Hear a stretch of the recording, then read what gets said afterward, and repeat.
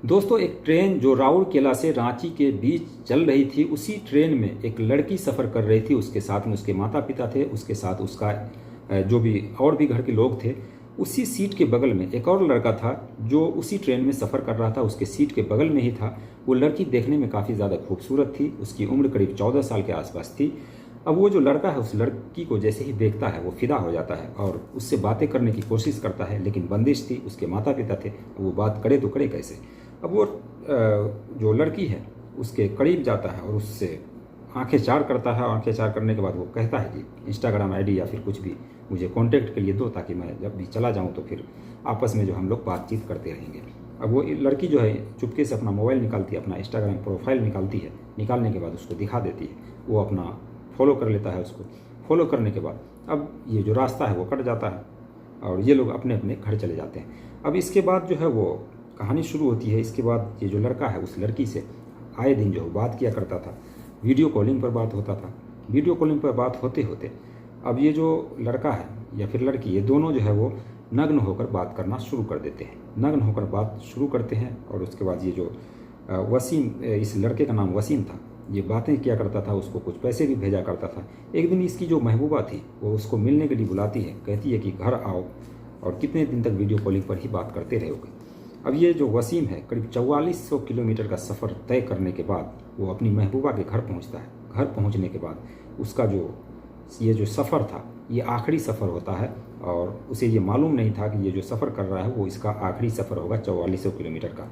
उसके घर पहुंचता है। घर पहुंचने के बाद उसके बाद ये जो खबर आती है, करीब उसके जो लाश के टुकड़े हैं वो करीब 20 से ज़्यादा टुकड़े किए जाते हैं, उसको डैम में फेंक दिया जाता है। डैम में फेंकने के बाद कुछ लाश जो बाहर पड़ी हुई थी, लोगों को बदबू आती है। बदबू आने के बाद ये सारा बात जो है वो फैलती है। फैलने के बाद पुलिस वाले जो है इसकी तफ्तीश में जुट जाते हैं। तफ्तीश में जुटने के बाद जो भी राज सामने आता है वो आप सभी के सामने। दरअसल दोस्तों ये कहानी छत्तीसगढ़ की है। छत्तीसगढ़ का एक ज़िला है कारवा।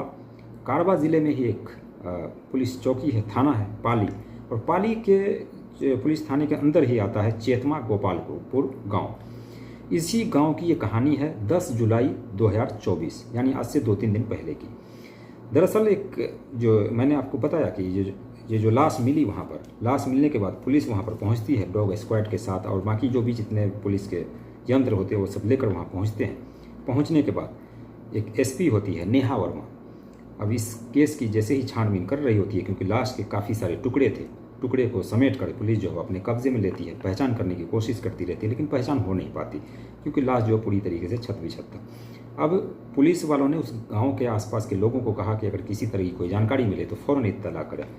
अब ये नेहा वर्मा जो है वो एसपी इस केस की छानबीन कर रही होती है, पुलिस वाले जो है छानबीन कर रहे होते हैं। लेकिन इसी कड़ी में जो लाश मिली थी उसके साथ एक बैग भी मिला था छोटा सा, और उसी बैग को जब खोला जाता है, बैग खोलने के बाद जब पुलिस वाले उसमें देखते हैं तो उसके अंदर से एक पासपोर्ट निकलता है, एक आधार कार्ड निकलता है, और 2 जुलाई 2024 की सऊदी अरब से दिल्ली के बीच का एक टिकट भी निकलता है फ्लाइट का।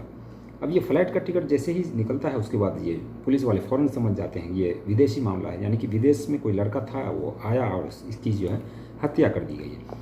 अब इसने सोचा कि पुलिस वालों ने सोचा हो सकता है कोई पैसे वैसे का मामला हो, सऊदी अरब से आ रहा हो और रास्ते में किसी ने छीन छोड़ किया और इस तरीके से कत्ल कर दिया, लेकिन वो मामला नहीं था। अब इस केस की जो छानबीन की जा रही थी, उसके जो पर्स थे उसमें से कुछ नंबर भी निकलते हैं, मोबाइल नंबर। अब उस नंबर में से अलग अलग नंबर को पुलिस जो ट्राई करती है। ट्राई करते करते एक मोहम्मद तहसीन नाम के एक व्यक्ति के पास फ़ोन लगता है। फ़ोन लगने के बाद उसको ये सारी बात बताई जाती है कि वसीम नाम का एक गुमशुदा लाश मिली है, क्या आप उसे पहचानते हैं। मोहम्मद तहसीन जो वो फ़ौरन कह देता है कि हाँ, ये जो आप नाम बता रहे हैं वो कोई और नहीं बल्कि मेरा भाई है, और वो तो सऊदी अरब में रहता है, तो उसकी लाश यहाँ पर कैसे मिल सकती है। पुलिस वाले ने उसको बुलाया या फिर उसके घर गए और ये सारी चीज़ें जो उसको दिखाया गया, पासपोर्ट और ये तमाम चीज़ें देखने के बाद तहसीन को यकीन आ जाता है कि ये वाकई मेरा ही भाई है। अब ये जो इसके घर वाले सुनते हैं तो वो कहते हैं कि जो वसीम है वो तो सऊदी अरब में रहा करता था और हम लोगों से करीब हफ्ते 10 दिन में बातचीत हुआ करती थी, लेकिन एक हफ्ते से फ़ोन नहीं आया है उसका, और ये भी नहीं बताया कि वो घर आ रहा है, और घर आया तो क्यों आया था, किस लिए आया था। अब इस बात की जो है पुलिस छानबीन कर रही होती है। अब जो वसीम का मोबाइल नंबर भी निकलता है, वहाँ से मिलता है, मोबाइल नंबर पर पुलिस जो वो अलग अलग तरीके से जांच करती है, उसका CDR निकालती है। तमाम चीज़ें निकालने के बाद पहले तो सऊदी अरब में फ़ोन किया जाता है। सऊदी अरब में जो उसके दोस्त थे, जितने भी दोस्त थे, उन सबको फ़ोन किया जाता है। फ़ोन करने के बाद कोई भी जानकारी वहाँ से नहीं मिलती। अब पुलिस ने उस नंबर का जो जितना भी लास्ट कॉल था या फिर जो उससे पहले का जो भी कॉल था, वो सारी कॉल डिटेल निकालती है। निकालने के बाद एक नंबर उसमें मिलता है जो कि लास्ट बार कॉल किया गया था, और उसका लोकेशन वगैरह सारी चीज़ें देखी जाती है। तो ये जो लोकेशन है वही छत्तीसगढ़ का कारवा पाली थाना क्षेत्र में चेतमा गोपालपुर की निकलती है लास्ट लोकेशन। अब इस लास्ट लोकेशन पर पहुंचती है, और ये जो राजा खान नाम का एक लड़का था, उस लड़के के नंबर से ये बात की गई थी। अब उस लड़के को उठाती है, राजा खान नाम के उस लड़के को उठाने के बाद पूछताछ करती है। राजा खान पहले तो इस बात से मना करता है कि कोई जान पहचान या फिर किसी तरह की बात हुई है, लेकिन जब वो CDR निकाला जाता है, वो दिखाया जाता है, तो राजा खान कहता है कि हाँ, बातचीत हुई थी। अब उससे अच्छे तरीके से पूछताछ की जाती है। अच्छे तरीके से जब पूछताछ करती है पुलिस, तो एक राज उगलता है, और राज ये था, ये जो राजा खान है और वसीम दोनों एक ही लड़की से मोहब्बत किया करता था। यानी कि वो जो ट्रेन में लड़की मिली थी, राउरकेला से रांची के बीच जो ट्रेन जा रही थी, उसमें जो लड़की मिली थी जिससे वसीम को प्यार हुआ था, इंस्टाग्राम पर बातचीत हो रही थी, उसी लड़की का बॉयफ्रेंड ये भी था, राजा खान। अब ये बात जैसे ही सामने आती है तो पुलिस वाले भी जो समझ जाते हैं कि ये प्यार का मामला है, और एक लड़की और 2 लड़के इसके पीछे हैं। अब इसकी छानबीन जो वो करते हैं, ये जो राजा खान है वो बताता है कि जो मेरी गर्लफ्रेंड है वो वसीम से बातें किया करती थी, और बात करने के बाद उससे पैसे भी मंगाया करती थी। पैसे मंगाते मंगाते अब इसका मन जो भर चुका था। हम दोनों ने मिलकर प्लानिंग किया कि हम उसके साथ तो तुम्हें रहना नहीं है, बल्कि मेरे साथ रहना है, तो क्यों ना उस वसीम को रास्ते से ही हटा दिया जाए। क्योंकि ये जो लड़की है उससे नग्न होकर बातें किया करती थी वसीम से, तो उसको शक हो गया होगा कि कहीं मेरी स्क्रीनशॉट या फिर इस तरह की तमाम चीज़ें कहीं ना हो गई हो, लीक ना हो जाए। इसलिए ये लोग जो है वो वसीम को, लड़की जो है वो बुलाती है 2 जुलाई 2024 को। वसीम जो है वहाँ से अपने घर पर बिना बताए हुए वहाँ से निकलता है। सऊदी अरब से 2 जुलाई को पहुँचता है दिल्ली। दिल्ली से 1200 किलोमीटर का सफ़र तय करने के बाद ये लोग वहाँ पहुँचते हैं उड़ीसा। और उड़ीसा में पहुँचने के बाद जो राजा खान है और जो उसकी महबूबा थी लड़की, ये दोनों जो उसको लेने के लिए आते हैं गाड़ी से, 4 चक्का वाला गाड़ी से। इसको गाड़ी में बिठाते हैं। गाड़ी में बिठाने के बाद अच्छे तरीके से बातचीत करते हुए लोग घर पहुंचते हैं। लेकिन घर में आप जाए कैसे, क्योंकि वो जो लड़की थी उसका घर में मेरा माता पिता थे, भाई ये सब थे। तो किसी तरीके से छुपते छुपाते हुए ये लोग घर के अंदर दाखिल हो जाते हैं। इसका जो प्रेमी था एक राजा खान, और वसीम को लेकर के घर के अंदर ये लोग दाखिल हो जाते हैं। अब क्योंकि लड़की ने बता रखा था कि राजा खान जो है उसका भाई है, तो इसलिए वसीम को कोई ये नहीं होता है कि चलो उसके साथ ही वो चले जाते हैं। घर जाने के बाद घर के अंदर जब जाते हैं तो ये जो वसीम है और ये जो लड़की थी उसकी महबूबा, वो कहती है कि जितने भी माल है, जितने भी पैसे हैं तुम्हारे पास, वो सब निकालो, और जो प्यार वार कुछ भी नहीं था, जो मैं बात कर रही थी तुमसे, जो भी मैंने पैसे मंगाए वो कुछ भी नहीं था, बल्कि वो एक धोखा था, और तुम धोखा खा चुके हो। पैसे दो वरना तुम जान से जाओगे। अब वसीम इस बात को सुनकर चौंक जाता है और कहता है कि ये तुम कैसी बातें कर रहे हो, तुम मुझसे प्यार किया करती थी, मैंने तुमको कई बार पैसे भेजे, अब तुम पैसे फिर से मांग रही हो, और ये सब नहीं चलेगा। वसीम जो विरोध करता है, विरोध करने के बाद राजा खान फ़ौरन चाकू लेता है, चाकू लेकर उसके गले पर रख देता है।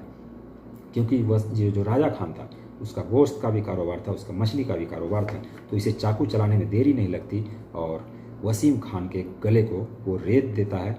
रेतने के बाद वसीम जो है वो फ़ौरन वहीं मर जाता है। मरने के बाद ये लोग सोचते हैं कि इस लाश को कहाँ ठिकाने लगा। अब इस लाश को ठिकाने लगाने के लिए ये लोग पहले लाश को कई टुकड़े करते हैं।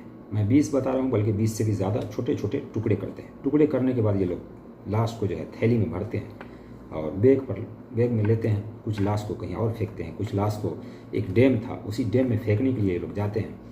और वहाँ पर जब लाश फेंक रहे होते हैं, फेंकते समय पुलिस की पेट्रोलिंग की टीम गुजर रही थी। ये लोग देखकर लाश फेंकना बंद कर देते हैं। कुछ तो बहा देते हैं, लेकिन कुछ जो है वो बैग के अंदर ही रह जाता है। लोग डर के मारे वहाँ से भागकर चले आते हैं और वो जो लाश के टुकड़े बचे हुए थे उसको फ्रिज में रख देते हैं। करीब 2-3 दिन गुजरने के बाद ये लोग फिर से उस लाश को इकट्ठा करते हैं। एक दूसरा डैम था, चेतमा जगह का नाम था। चेतमा एक डैम था, बड़ा सा डैम था। इसने सोचा इस डैम के अंदर अगर फेंक दें तो ये बात जो है किसी को पता नहीं लगेगा। यही करते हैं ये लोग। वहाँ पर जाते हैं, लाश जो है उसमें से निकालते हैं, बैग में अलग अलग थैलियाँ वो जो है बना रखी थी। थैलियाँ बनाकर फेंकते हैं, लेकिन इन लोगों ने क्या किया कि पूरा एक साथ ही फेंक दिया। एक साथ फेंकने के बाद लाश जो बिखर जाता है, और कुछ लाश तो नदी के अंदर जाता है, कुछ लाश बाहर ही किनारे पर गिर जाता है। किनारे पर गिरता है तो अब ये लोग सोचते हैं कि चलो लाश तो चला गया पानी के अंदर, अब वो रात जो है सामने नहीं आएगा। ये लोग चले जाते हैं बिल्कुल इस बात से बेखबर कि उसके लाश के कुछ अवशेष जो है वो किनारे पर गिरे हुए हैं। अब ये 2 जुलाई को इन लोगों ने फेंका था। अब 8 जुलाई जब आता है तो 8 जुलाई 2024 को लाश से बदबू आना शुरू हो जाता है। बदबू आता है तो आसपास के लोग जब गुजर रहे होते हैं उनको बदबू लगती है, तो बदबू लगने के बाद पास में जाते हैं। पास में जाने के बाद देखते हैं कि यहाँ पर एक लाश है और कुछ टुकड़े हैं लाश के। ये लोग फ़ौरन जो पुलिस को फ़ोन करते हैं। पुलिस जब यहाँ पर पहुँचती है तो ये सारा राज जो है वो सामने आता है। अब ये जो SP है नेहा वर्मा, इन लोगों के खिलाफ ये जो राजा खान है और ये जो उसकी महबूबा थी, इन दोनों को पकड़ के जेल तो भेज देती है, लेकिन उसके और भी कितने इस कत्ल में शामिल है, कितने लोग हैं इस गैंग में, इसके पीछे और कौन कौन छुपा हुआ है, वो सारी चीज़ तफ्तीश कर रही है। और जल्द से जल्द इस चार्जशीट को लगा करके इन दोनों को जेल की सलाखों के पीछे डाला जाएगा और जो भी कड़ी कार्रवाई होगी वो दिलवाने का ये प्रयास करेंगे। तो ये थी एक कहानी जो करीब 4400 या 4500 किलोमीटर दूर से एक प्रेमी जो अपनी महबूबा से मिलने आता है और उसके लाश के करीब 20 से ज़्यादा टुकड़े होते हैं। ये थी एक कहानी, एक दर्दनाक कहानी।